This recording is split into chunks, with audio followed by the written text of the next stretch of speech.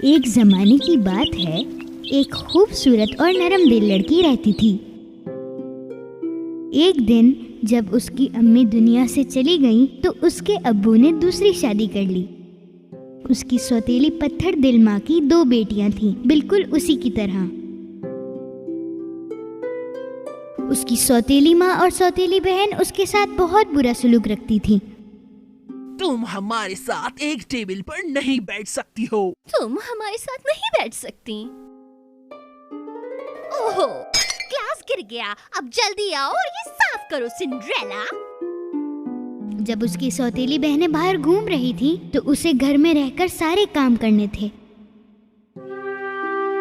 घर में हर कोई उसे सिंड्रेला के नाम से बुलाता था। जब वो थक गई, तो वो चिमनी के सामने बैठ गई और उसने अपनी बिल्ली को गोद में रख लिया और वो चिमनी से गर्माहट लेने लगी।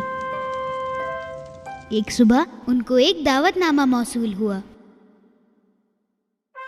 शहजादे के महल में बड़ी दावत रखी गई है और शादी के लिए अहल तमाम लड़कियों को मदऊ किया गया है। जब सौतेली माँ अपनी बेटियों को तैयार कर रही थी, तो बेचारी सिंड्रेला उनकी मदद कर रही थी। तुम दोनों को पार्टी में सबसे ज्यादा खूबसूरत लगना है, इतना कि शहजादा भी तुम्हें पसंद करने लगे। शादी के लिए तो तमाम लड़कियों को बुलाया है, तो मैं भी तो अहल हूँ। अच्छा, तो तुम इन मैले कुचैले कपड़ों में दावत में जाने का सोच रही हो? जब दावत का दिन आया, तो सिंड्रेला अकेले बैठकर जोर जोर से रोने लगी। अचानक से उस चिमनी में से एक रोशनी नमूदार हुई और उस रोशनी में से एक खूबसूरत परी बाहर आई। सिंड्रेला ये देखकर यकीन नहीं कर सकी, क्योंकि ये उसकी अम्मी थी। अम्मी, कैसी हो मेरी बेटी? मैं तुम्हारी मदद के लिए आई हूँ। तुम भी उस दावत में जाओगी? सच में? मगर कैसे? मेरी एक छोटी सी मदद से। तुम जाओ और मुझे बाग से सबसे बड़ा पम्पकिन लाके दो। और बिल्ली सुनो, तुम मुझे 7 चूहे लाकर दो। परी ने जैसे ही किन्नू को छुआ, वो किन्नू गाड़ी में तब्दील हो गया। उसके बाद उसने अपनी जादुई छड़ी चूहों की तरफ मोड़ दी। उनमें से एक चूहा ड्राइवर बन गया, बाकी के 6 चूहे सफेद घोड़ों में बदल गए। चलो, अब तुम्हारी बारी है। मैं तो बिल्कुल शहजादी लग रही हूँ। मगर अम्मी, मुझे डांस करना नहीं आता। अगर किसी शहजादे ने मुझसे पूछ लिया तो? इन जादुई जूतों से तुम उस दावत में सबसे अच्छा और खूबसूरत डांस कर सकोगी।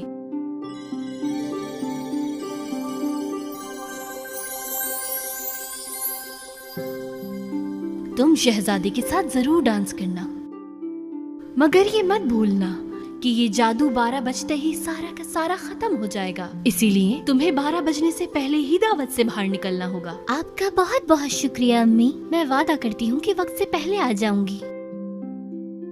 अम्मी, क्या मैं कभी आपको दोबारा देख पाऊंगी? मैं हमेशा तुम्हारे साथ हूँ।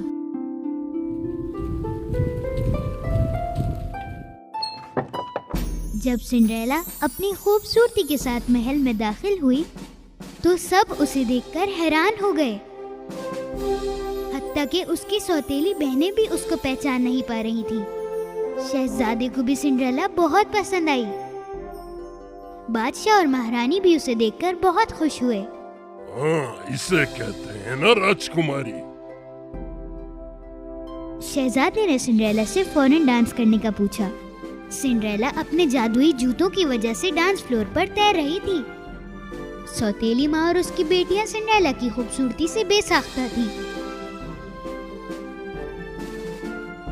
सिंड्रेला बहुत खुश थी। वो सोच भी नहीं सकती थी कि कितनी जल्दी वक्त गुजर गया और वो अपना वादा बिल्कुल भूल गई।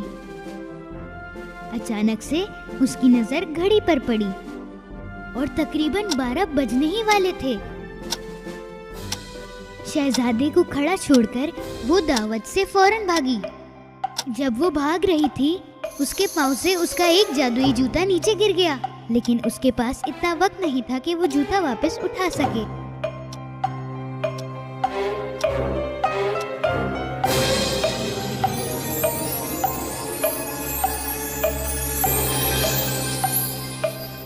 सिंड्रेला के पीछे भागते हुए शहजादे को जमीन पे सिंड्रेला का जूता पड़ा हुआ मिला। इस जूते की मालकिन को फौरन तलाश करो, चाहे उसके लिए पूरी दुनिया ही क्यों ना ढूंढना पड़े। शहजादे के सिपाहियों ने मुल्क भर का सफर किया और हर दरवाजे पर दस्तक दी और हर किसी को जूता आजमाने की इजाजत दी, लेकिन वो जूता किसी को नहीं आया। और आखिर में सिपाही सिंड्रेला के घर आए। उसकी सौतेली बहनों ने अपने पाँव में जूते पहने। अरे थोड़ा सही तरीके से पहनाओ। हाँ, ये मेरी ही बेटी का है, वो तो सुबह से उदास है। लेकिन उन दोनों के पैरों में जूते नहीं आए। एक सिपाही ने बोला कि कैप्टन, मैंने इस घर में एक लड़की को और देखा है। कैप्टन, इस घर में एक और लड़की मौजूद है। जैसे ही सिंड्रेला ने जूता अपने पाँव में डाला, वो जूता सिंड्रेला के पाँव में बिल्कुल फिट आया।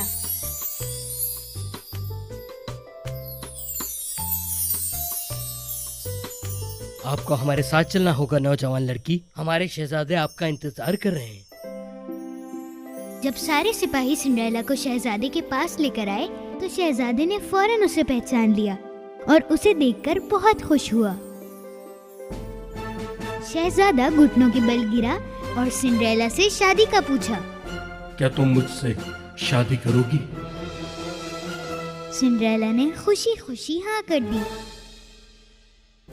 और वो खुशी खुशी जिंदगी गुजारने लगे।